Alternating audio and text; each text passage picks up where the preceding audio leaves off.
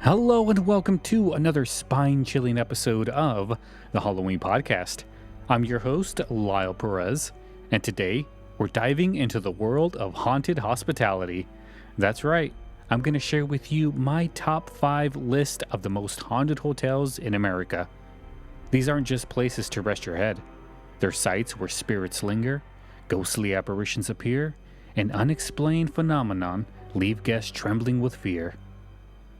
Now, the inspiration for this episode actually came from the show Haunted Hotel. You know, the one with Gordon Ramsay? His shows are a favorite at my house. While the show mainly focuses on the struggles and transformations of troubled hotels, there have been a few occasions where the owners or the staff have claimed that their hotels were haunted. As a Halloween and overall spooky-loving guy, that piqued my interest. So I decided to take a deep dive into some of the most haunted hotels out there. Before we get started with the top 5 most haunted hotels, let's take a quick dive into the realm of fiction. Haunted hotels have been a staple in horror literature and films for decades, each with their own chilling tale and eerie atmosphere. Here are a few of the most iconic fictional haunted houses. Our first stop is the Dolphin Hotel, specifically Room 1408, from Stephen King's short story 1408, which is part of his collection Everything's Eventful, published in 1999. This chilling tale was also adapted into a movie in 2007 starring John Cusack. The room has a notorious history, marked by numerous deaths and unexplained phenomenon. Paranormal skeptic Mike Enslin decides to spend a night in Room 1408, only to be confronted by terrifying and surreal events that challenge his beliefs. The room itself becomes the antagonist, making the Dolphin Hotel a masterclass in psychological horror. Next, we visit the Bates Motel, from Robert Bloch's 1959 novel, Psycho. This story was brought to life in 1960 with Albert Hitchcock's film adaptation, managed by the deeply disturbed Norman Bates. This small, isolated motel hides dark secrets and becomes the site of horrific events, including the infamous shower scene. The sinister atmosphere of the Bates Motel, combined with Norman Bates' chilling presence, makes it one of the most memorable settings in horror literature and film. Now, let's check into the Hotel Cortez, featured in the television series American Horror Story Hotel. Located in Los Angeles, this fictional haunted hotel was built by the sadistic James March in the 1920s. Designed as a death trap with hidden rooms and secret passages, the Cortez is inhabited by the ghosts of its past victims, demonic entities, and supernatural beings. The dark design of the Cortez, along with its gruesome history, creates a haunting setting for the series. Our final stop in fictional hotels is the Blackwood Hotel, from Adam Neville's 2012 novel, The Last Days. This fictional haunted hotel has a dark past, and it's shrouded in mystery. The story follows a documentary filmmaker investigating the mysterious cult led by Sister Catherine. The Blackwood Hotel is known for ghostly apparitions, unsettling occurrences, and an inescapable sense of dread. Its haunted house is tied to the cult's ritual and the wicked forces they unleashed. These fictional haunted houses, whether inspired by real locations or entirely made up, have captivated the imagination of readers and viewers alike. These stories remind us why we're so fascinated by the unknown and the supernatural. But now, let's get to the top 5 most haunted hotels. Coming in at number 5, we have the Stanley Hotel in Colorado. The Stanley Hotel was built by Freeland Oscar Stanley, the co-inventor of the Stanley steamer automobile, and opened its doors in 1909. Stanley, who had recovered from tuberculosis in the clear mountain air of Colorado, wanted to create a luxurious retreat for others seeking the same health benefits. Nestled in the Rocky Mountains, the hotel quickly gained a reputation for its breathtaking scenery. However, it's not just the beauty that attracts visitors to the Stanley Hotel. It's the reputation of it being haunted. One of the most famous ghostly presence at the Stanley Hotel is Freeland's wife, Flora Stanley. Guests and staff have reported hearing Flora playing the piano in the hotel's music room, even when no one is there. The musical notes flow eerily through the air, adding an unsettling yet enchanting ambience to the Grand Hall.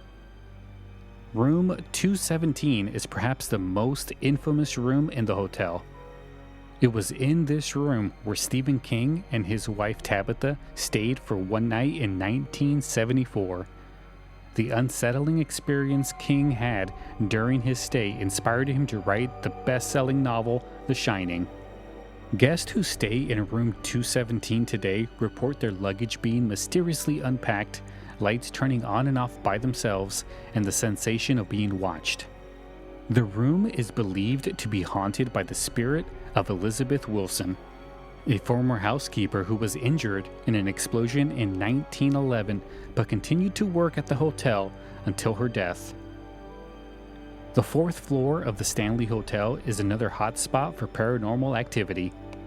This floor was once a lodging area for female employees and children, and guests often hear the sounds of children running and laughing in the hallways, even when no children are present. Room 401 is notorious for its cowboy ghost, who has been known to nudge guests awake. And room 428 is infamous for the ghostly cowboy that stands at the foot of the bed. Some guests have even reported being tucked into bed by unseen hands and waking up to find their blankets neatly folded at the foot of the bed. The concert hall is also a well-known location for ghostly encounters. Built by Freeland Stanley as a gift to his wife, the hall is home to the spirit of Paul, a former handyman. Paul is known to tell people to get out late at night, and many have reported hearing his voice or feeling his presence. The hall is also haunted by the ghost of Lucy, a young girl who is believed to have been a runaway who froze to death near the hotel. Lucy's playful spirit is often seen or heard humming a tune. But it's not just the rooms and halls of the Stanley Hotel that are haunted. The hotel's pet cemetery, which inspired Stephen King's Pet Sematary, is said to be haunted by the spirits of pets that have once belonged to guests and staff. Visitors have reported hearing the faint sounds of barking and meowing, and some have even seen apparitions of cats and dogs wandering the grounds. The Stanley Hotel has been featured on numerous paranormal shows, including Ghost Hunters and Ghostly Adventures. Investigators captured compelling evidence of the supernatural, such as glass breaking on its own, mysterious voices, shadow figures, and unexplained cold spots. As I was putting together the script for this episode, I got the idea to go ahead and just call all of these hotels to get the reaction of the clerk. I didn't record them, and I didn't want to take up too much of their time because I know they're working and they shouldn't be sitting on the phone talking to a dude from the Halloween podcast asking them if other guests have asked them about ghosts. I did have a pretty quick conversation with all of these hotels, and I'm going to paraphrase everything that they said as I get to it. So when I talked to the people at the Stanley Hotel, they basically just said, yeah, we have a rich history of paranormal activity here. Some of our guests come specifically for the ghost tours, and they want to experience the hauntings themselves. And I thought that was pretty cool that the actual hotel kind of like caters to that stuff. So if you ever want to call the Stanley Hotel, just give them a call and they'll tell you about the ghosts. There's no like hiding it there. Just in case any of you guys want to experience any of this firsthand, the Stanley Hotels offers a range of accommodations. Nightly rates generally range from $250 to $500 depending on the season and the room. The hotel also offers special packages that include ghost tours and other themed activities, making it the perfect destination for those fascinated by the Stanley Hotel. So next up, we are on our way to California to visit the Hollywood Roosevelt. This hotel is located on the Hollywood Walk of Fame in Los Angeles, California. The Hollywood Roosevelt Hotel opened its doors in 1927, and it was built at a cost of $2.5 million. It was financed by a group of Hollywood icons, including Louis B. Mayer, Mary Pickford, and Douglas Fairbanks. The hotel's Spanish colonial revival style and historical significance made it a landmark in Hollywood's history. The first Academy Awards were held there in 1929 in the Blossom Ballroom. The Hollywood Roosevelt is not just known for its luxurious rooms, it's also famous for its haunted history. One of the most well-known ghostly residents is the spirit of Marilyn Monroe. She lived at the hotel for 2 years earlier in her career, and it's said that she haunts the full-length mirror that once hung in her poolside suite. Now, that same mirror is displayed in the lobby. Guests have reported seeing her reflection in that mirror, dressed in her iconic white dress, only to turn around and find no one there. Another famous ghost is that of Montgomery Clift. The actor stayed in room 928 for 3 months while filming From Here to Eternity, and is said to haunt the room to this day. Guests have reported hearing the sound of trumpets playing softly in the middle of the night, as well as feeling cold spots and unexplained presence. Clift is known to be a friendly ghost, but his sudden appearances and sounds can still give guests quite a fright. The hotel's elevator is another frequent haunt. It is known to operate by itself, stopping on floors without being called. Guests and staff have reported feeling a cold chill and an overwhelming sense of unease when riding alone. Some have even claimed to see a ghostly figure in the elevator's reflection, only to find the elevator empty upon turning around. The Roosevelt's pool area is also said to be haunted by the ghost of a man in a tuxedo. He is often seen at night, standing near the pool before vanishing into thin air. The hotel's lobby is another hotspot for paranormal activity.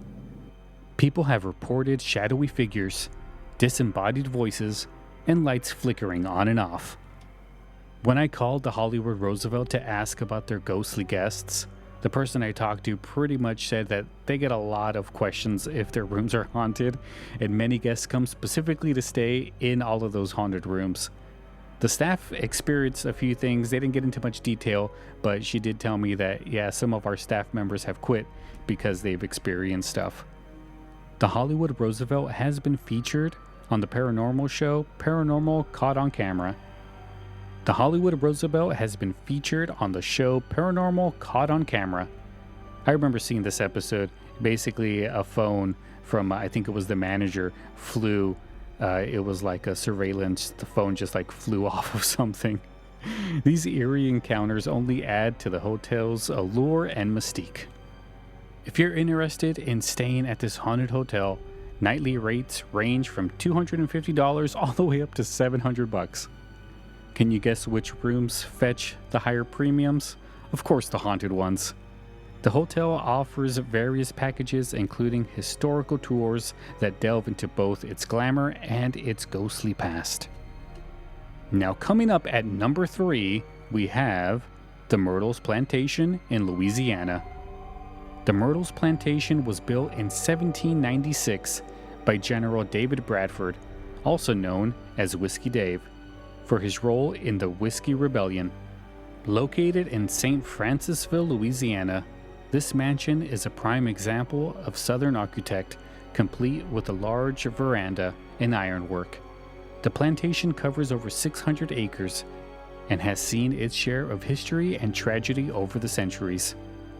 One of the most enduring legends surrounding the Myrtle Plantation is that of Chloe, a slave who worked on the plantation in the early 19th century.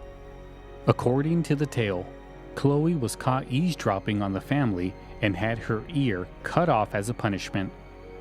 To hide her deformity, she wore a green turban. Seeking revenge, Chloe is said to have baked a poisoned cake intended to kill the plantation owner, who was Judge Clark Woodruff. Instead, she accidentally killed his wife and 2 daughters. Chloe was then hung by her fellow slaves and thrown into the Mississippi River. Her ghost, wearing a green turban, is often seen wandering the grounds. Guests have reported seeing her apparition, especially near the location of the old slave quarters. Another famous ghost is that of Sarah Woodruff and her 2 daughters. After their tragic deaths, their spirits are said to have remained at the plantation. A large mirror in the house, believed to hold their spirits, have been the site of numerous paranormal activities. Guests have reported seeing handprints appear and disappear on the glass, as well as faces of Sarah and her children reflected when no one else is in the room. The ghost of William Winter, who was shot on the porch in 1871 and staggered his way into the house, has been seen reenacting his final moments. He collapsed and died on the 17th step of the main staircase, and many visitors have heard his dying steps echoing through the house. His presence is often felt on the stairs, and some have reported cold spots or the feeling of being watched while they go up or down the stairs. The plantation is also home to other spirits, including those of children who appear and disappear in rooms, as well as mysterious figures seen in the hallways. The sounds of children's laughter, running footsteps, and crying are frequently reported, even when no children are present. When I called the Myrtles Plantation, the lady I talked to said, "Yeah, we're haunted. We're the most haunted place in America." She was very straightforward about it. The Myrtles Plantation has been featured in various TV shows and documentaries exploring its haunted history. Some of these shows include Ghost Adventurers, Unsolved Mysteries, and The Most Terrifying Places in America. Paranormal investigators have captured compelling evidence such as EVP recordings, shadowy figures, and unexplained cold spots. For those of you brave enough to stay overnight, the Myrtles Plantation has got you covered. Nightly rates generally range from $175 to $350, depending on the room and the time of year that you decide to go.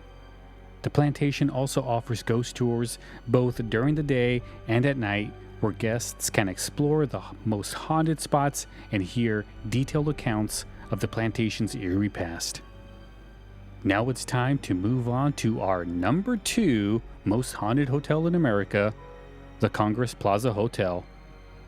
This hotel was built in 1893 to accommodate the influx of visitors attending the World's Columbian Exposition, also known as the Chicago's World Fair. Designed by architect Clinton Warren, the hotel initially opened as an annex to the Auditorium Theater. Over the years, it expanded to include the North and South Tower, becoming one of Chicago's most prestigious hotels. The Congress Plaza Hotel has hosted numerous presidents, including Theodore Roosevelt and Woodrow Wilson, as well as famous entertainers like Frank Sinatra. However, beneath its luxurious facade lies a history steeped in mystery and tragedy. One of the most infamous rooms in the hotel is room 441. Guests staying in this room have reported seeing a shadowy figure at the foot of the bed, being kicked awake by an unseen force, and hearing disembodied voices. The room's eerie occurrences have led to be dubbed the most haunted room in the hotel. The Gold Room, another hotspot for paranormal activity, is said to be haunted by the ghost of a worker who died during the hotel's construction. This figure is often seen as a gloved hand emerging from the walls. Guests and staff have reported hearing unexplained noises and seeing shadowy figures in their ballroom. The Florentine Room is another area of interest. This grand ballroom is where guests have reported seeing apparitions and hearing strange sounds. The piano in the room is said to play by itself, filling the space with eerie music. One of the most tragic stories associated with the Congress Plaza Hotel involves a young woman and her 2 children. Legend has it that the woman, a destitute immigrant, threw her 2 sons out of the window before jumping herself. The ghosts of the children are said to roam the halls, with guests reporting the sounds of their laughter and the feeling of small hands tugging at their clothes. The Congress Plaza Hotel is also rumored to have a connection to the infamous mobster Al Capone. While there is no concrete evidence that Capone stayed there, his influence in Chicago during the Prohibition era has fueled many ghost stories and legends. The hotel's peacock doors were supposedly used as a secret entrance for the mobsters during this time, adding to its mysterious allure. When I called this hotel, the person that answered basically said that I wasn't the only person to ever call and ask about if this place was haunted or not. Which I think is interesting that other people have called these places and asked if it was haunted. The basement of the hotel, which was once a morgue during the Spanish flu pandemic, is another area filled with eerie tales. Paranormal investigators have reported dramatic temperature drops and captured EVP recordings in the basement. The hotel has been featured on a few different TV shows, most notably Ghost Adventurers. For those of you ready to go visit the Congress Plaza Hotel, their rooms range from $150 all the way up to $300, of course depending on the room and depending on when you decide to go. The hotel's rich history combined with the haunted reputation makes it a fascinating destination for both history buffs and, of course, those interested in ghosts. So, before we get to our number 1 most haunted hotel, let's share some listener stories. This week, we only got 1 story, and that's from Listener West. He writes, "Let me start by saying that I'm a skeptic and don't believe in ghosts. But I love everything spooky, ghost stories, ghost walks, old cemeteries, Halloween, you name it. I have several magician friends who host seances, Ouija board sessions, tarot readings, and more. Being a student of bizarre magic, which focuses on the supernatural, I've learned many techniques used by mediums to create convincing paranormal phenomenon. Despite knowing these tricks, I can't explain what I experienced. My wife and I decided to celebrate our wedding anniversary at the Martha Washington Inn, supposedly one of the most haunted buildings in the country. After some research, I found out that Suite 403 is a hotspot for paranormal activity. During the Civil War, a student named Beth, who loved playing the violin, took on the role of a nurse to care for wounded soldiers at what was then the Martha Washington College. She fell in love with a Union soldier that she was caring for, but he eventually died. Shortly after, Beth succumbed to thyroid fever. People claim to hear violin music and see Beth's apparition around room 403. We arrived at the inn on a rainy Wednesday night during the off-season, setting the perfect scene for a ghost story. The hotel was mostly empty. After checking in, we returned to the front desk to inquire about the ghost stories and asked the clerk if she had any personal experiences. She hadn't, but was familiar with the tales. I mentioned wanting to reserve Suite 403, but that it was too expensive. The clerk noticed our APO AE address and asked if I was in the military. When I confirmed and showed my ID, she said the owner was very military friendly and offered us Suite 403 at no extra charge. Grateful, we settled into the suite and celebrated our anniversary with our traditional glass of absinthe. Nothing unusual happened that evening. However, during the night, I was awakened by a cold breeze across my face, similar to an oscillating fan. It wasn't frigid, but just enough to wake me. I assumed it was the air conditioner and went back to sleep.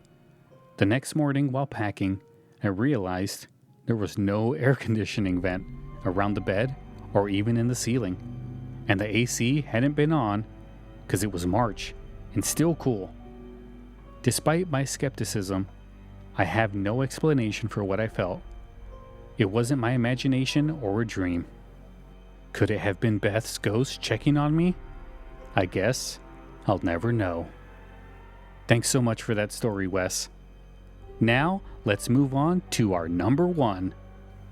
My number one choice for the top 5 most haunted hotels in America is the Omni Parker House in Boston. This hotel is located in the heart of Boston, and it has been in continuous operation since it first opened its doors in 1855. Founded by Harvey Parker, the hotel quickly became a prominent fixture in Boston society, known for its luxurious accommodations and as a gathering place for notable figures in literature, politics, and entertainment. The hotel is also famous for inventing the Boston cream pie and Parker House rolls. However, the Omni Parker House is not just known for its culinary contributions and celebrity guests. It also has a reputation of being one of the most haunted hotels in America. One of the most frequent reported ghostly sights is that of Harvey Parker himself. Guests and staff have reported seeing the apparition of Parker on the 10th floor, where he is known to check on guests and ensure they are enjoying their stay. His ghostly presence is described as a benevolent and watchful figure, maintaining the high standards he set during his lifetime. Room 303 is another hot spot for paranormal activity. This room is notorious for loud noises, strange smells, and an unsettling feeling reported by those who stay there. Guests have described hearing whispers, seeing shadowy figures, and feeling a cold presence in the room. The ghost in room 303 is said to be that of a former guest who met a tragic end in the room. The disturbances were so frequent that the hotel eventually closed the room to guests. Security has been summoned to report to room 1040 to answer a noise complaint on several occasions. Each time the security reported to the room, they found it empty. These mysterious noise complaints have left many staff members baffled and add to the eerie atmosphere of the hotel. The elevators at the Omni Parker House are another source of ghostly tales. They frequently stop on the 3rd floor without being called, and many guests have reported feeling a sudden chill and a sense of being watched while riding alone. This particular floor is known for sudden cold spots and whispers, believed to be the presence of lingering spirits from the hotel's past. Here's a fun fact. The 3rd floor is where Charles Dickens stayed during his American tour, and some believe his spirit might still be lingering in the hotel. The hotel's restaurant, Parker's Restaurant, is also a place of ghostly encounters. It was here that John F. Kennedy proposed to Jacqueline at table 40. Guests have reported seeing the apparition of a woman in a Victorian dress, believed to be a former guest who enjoyed dining in the restaurant. Staff have also experienced unexplained phenomenon, such as utensils moving on their own and the faint sound of laughter when the restaurant is empty. When I called this hotel, the person that answered the phone basically just said that they have their share of ghost stories, and a lot of the guests love to hear about it, and they even mentioned that Harvey Parker is still roaming the halls. That was a fun conversation. For those interested in experiencing a stay at this haunted hotel, the rates range from $200 all the way up to $450, of course, depending on the room. The hotel offers a unique blend of historic charm and eerie encounters, making it a must visit for anyone fascinated by the paranormal. And just let them know that the Halloween podcast sent you. And there you have it, guys. That was our top 5 most haunted hotels in America. We went over all of their rich history, their hauntings, all of the luxuries, all of the ghostly encounters, everything that you would ever want. We did it in this episode. So I hope you guys enjoyed this episode of the Halloween podcast. If you have any questions, comments, or want to suggest anything for a future show, please send me an email at thehalloweenpodcast@gmail.com. Also, go ahead and like our Facebook page at facebook.com/thehalloweenpodcast. I've been posting a lot of stuff there, so if you want to interact with me, make sure you go to our Facebook page, give it a like, and then say hello to me. This past week, I've been working on a lot of advertisement stuff for the Halloween podcast. I have a lot of cool stickers coming. I have a lot of cool postcards coming. I got a lot of stuff coming for the Halloween podcast. Another thing that I did is that I opened up a merch store. So if you want to buy any of the Halloween podcast merch, make sure you go to the show notes. There'll be a link there for you to click on, and you can go buy some merch, buy some shirts. I even got some really cool cups and stuff there, so it will not disappoint. And I'm also doing a giveaway. If you guys are interested in possibly winning a framed 8x10 the Halloween podcast print, all you have to do is get on any of your socials, be it Facebook, X, Instagram, whatever, and let your followers know that you love listening to the Halloween podcast. Email me a screenshot of your post and you will be entered to win. Email me at thehalloweenpodcast@gmail.com. If you want to see what the frame print looks like, all you have to do is go to our Facebook page, facebook.com/thehalloweenpodcast, and check the pinned post. You have until August 1st, so get to posting. Winner will be chosen with a random name generator, and I will be announcing the winner on our August the 2nd show. Please help us get the word out that the Halloween podcast is back. So that's going to do it, guys. Thank you so much for tuning in, and until next time, have a spooky night.